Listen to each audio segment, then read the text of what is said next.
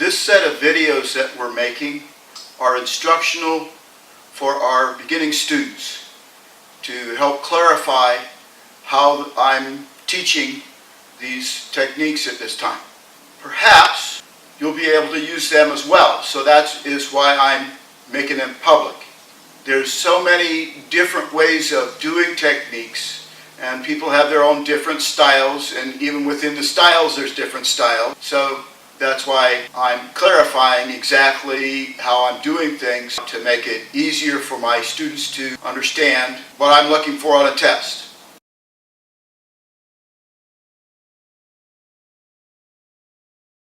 Mune Kotegaeshi. I'm not teaching it the way that I see a lot of people do it. Most people are going for the wrist and spinning back right into the Kotegaeshi. My thought is more along the lines of what Nishio Sensei would do. There would be a counter strike and a temi to distract immediately. And I'm also using the thought of driving his hand off the body, off the center. This is a thought in the weapons is called taking the center. As he comes in with a punch, I'm going to slide parallel with that arm and slide in toward his eye with an atemi. This is very similar to how Saito Sensei handles the ski with the jo. Same idea of slide parallel with the jo and then handle the jo. Let's look at it from this angle first. As he strikes, I've got a hand in toward his eye and another hand to block his ribs.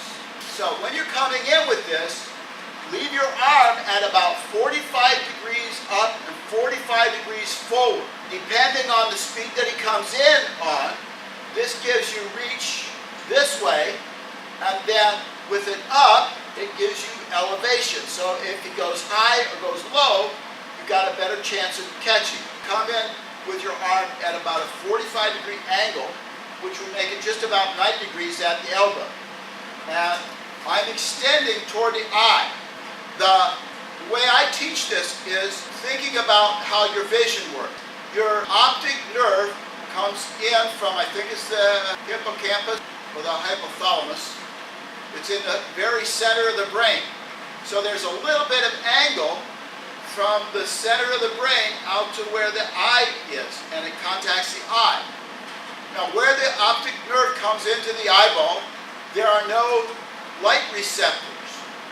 And so if you're coming in exactly on that angle, it creates a little bit of confusion to the brain because you can't really get the depth perception when something's coming in on that angle. And that's what we're taking advantage of. So we're sliding off the line and coming in on 10 or 15 degrees toward the eye as you strike. Now we're not turning the fingers like that to poke the eye. We're keeping the hand up so that if we struck, it'd be with or the heel of your shuto, of your hand sword, of the heel of your hand. It's not putting somebody's eye out. At the same time, it's driving a little bit sideways, which catches his arm and has the effect of driving this off at an angle, while you're coming in, taking the center. That's the theory that I'm teaching from. As he comes in on the strike, I'm off here. And then, with the hand up like this, I can easily flop down, and it pushes his arm a little bit out of the way. So when I flop down as I tank on, it comes right down to the back of his hand.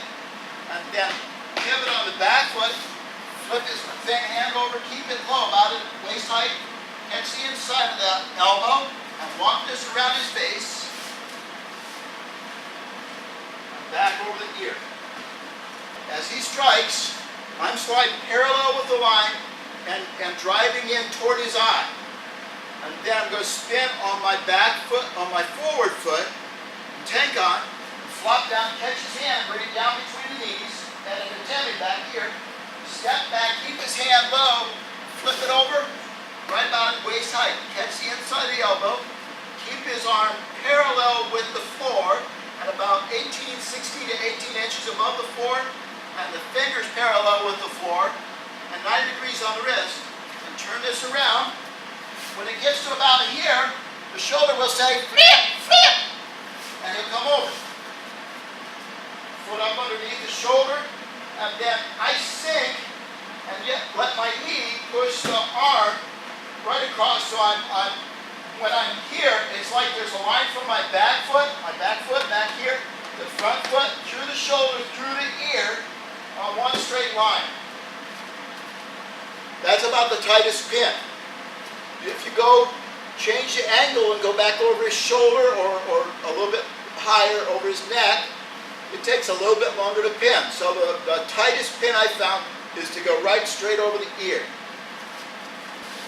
So as he strikes here, so you can see how I've driven the arm off the line, and then flop down and spin back, hand down between the knees, and a disturber back here. Come back, follow fingers, flip that over, catch the elbow, drive this around the head, keep his elbow down, and send his hand back toward his gut as it comes over. Slide back toward his gut. And when that comes around like that and back toward the gut, the arm will come around, the joints will all lock up, and the bodies will, instead of letting the shoulder rip, he'll say flip, flip, and they'll flip over. So there's other ways of doing it. This one takes very little force. So that's the way I teach it. The other ones take a little bit more force, and they're a little bit rougher on Uke's shoulder. And so that's why I stay away from it. So that is a Mune ski, Mune being the chest, ski is a thrust or a punch, Kotegaeshi.